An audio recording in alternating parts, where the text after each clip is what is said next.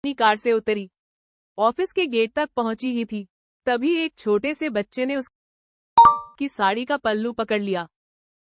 Mummy तुम मुझे छोड़कर क्यों चली गई? संजना अपना पल्ला छुड़ाकर बोली।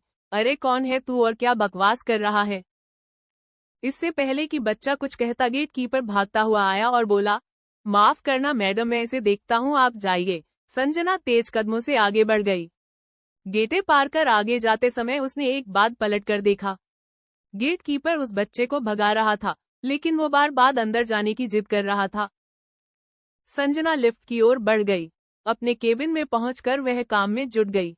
बहुत ज्यादा काम पेंडिंग था। दोपहर कब हो गई पता ही नहीं चला। लंच के समय वह अपना खाना खाने बैठी, तभी उसे उस बच्चे की बात याद आ गई। संजना ने जल्दी से अपना टिफिन खत्म किया और वह उस गेट कीपर के पास पहुंच गई। संजना ने इधर उधर देखा लेकिन बच्चा कहीं नजर नहीं आया। गार्ड भैया वो बच्चा कौन था? संजना ने पूछा तो गार्ड बोला, मैडम उसकी आप चिंता न करें, अब वो आपको परेशान नहीं करेगा।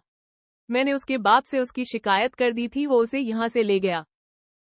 वो तो ठीक है, लेकिन वो ऐसे क्यों बोल रहा था? संजना की उत्सुकता बढ़ती जा रही थी। गार्ड ने कहा, भले घर का बच्चा है मैडम, उसकी माँ गौरी इसी बिल्डिंग में साफ सफाई का काम करती थी। उसका बाप शराबी है, सारा दिन शराब पीकर पड़ा रहता है। एक दिन जब वो घर पहुंची तो पति पत्नी में झगड़ा हो गया। गौरी का सिर दीवार में लगा और वो चल बसी। अब ये बच्चा यही घूम घूम कर भीख मांगता है। इस बिल्डिंग में आने वाली बहुत सी लेडीज को अपनी माँ समझकर पीछे पड़ जाता है। आप नई हैं इसलिए आपको अजीब से लगा। संजना ने दुखी होते हुए पूछा, लेकिन आपने उसके बाप से क्या कहा? गार्ड बोला, मैंने उससे कहा कि अगर आज के बाद ये बच्चा यहाँ नजर आया तो तुझे पुलिस में पकड़वा दूंगा। वह उसे मारते हुए घर ले गया।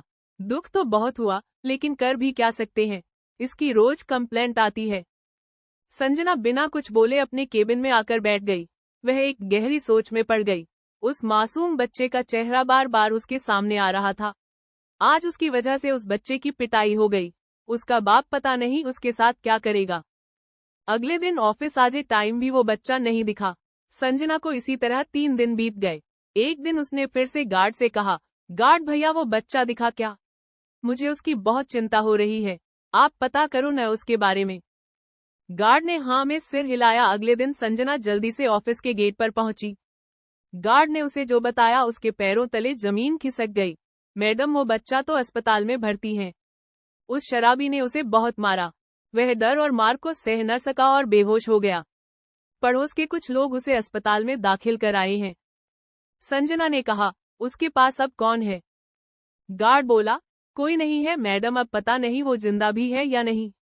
मर गया तो उसे लावारिस समझकर उसकी क्रिया कर देंगे। जिंदा बच गया तो फिर से वही बाप के जुल्म सहने के लिए तैयार हो जाएगा। संजना अंदर से तड़प उठी। एक बार ही सही उसने उसे मम्मी कहा था। वह गार्ड से अस्पताल का पता पूछकर अस्पताल पहुंच गई। वहां उसने पता किया तो उसे एक सरकारी वार्ड में पाया। वह अभी भी बेहोश था। संजना ने डॉक्टर से पूछा। डॉक्टर बोला, मैडम कहाँ थी आप? ये बच्चा आपको कितना याद कर रहा था। अभी इसे नींद का इंजेक्शन दिया है, वैसे अब ठीक है। आपको अपने बच्चे का ध्यान रखना चाहिए। और इसे इतनी बेरहमी से किसने मारा? संजना बोली, वो मेरा बच्चा नहीं है, इसके बाप ने मारा है इसे। इसे कब तक होश आएगा? डॉक्टर से बात करके संजना वहीं बैठ गई। एक बार मम्मी बोलने से जो अनजाना सा रिश्ता बन गया था, उसे निभाते हुए वह शाम तक बैठी रही। शाम को बच्चे को होश आया। उसने धीरे से आंखें खोलकर कहा, मम्मी तुम कहाँ चली गई थी? देखो पापा ने मुझे कितना मारा। संजना ने उसे प्यार से गले लगा लिया। बस बेटा, अब तुझे कोई नहीं मारेगा। तभी पीछे से अविनाश जी की आवाज आई, हाँ, और अब मम्मी भी तुझे नहीं छोड़कर जाएगी। संजना ने अपने पति को सारी बात फोन पर बताई थी। 2 दिन बाद संजना और अविनाश बच्चे को अपने घर ले आए। अविनाश ने बच्चे को गोद लेने के कागज बनवाकर गार्ड और दूसरे लोगों को इकट्ठा करके उसके बाप से पेपर साइन करा लिए। बदले में उसके बाप को 10,000 रुपए देने पड़े। अविनाश और संजना ने बच्चे का नामकरण करवाया। उसका नाम ऋषभ रखा।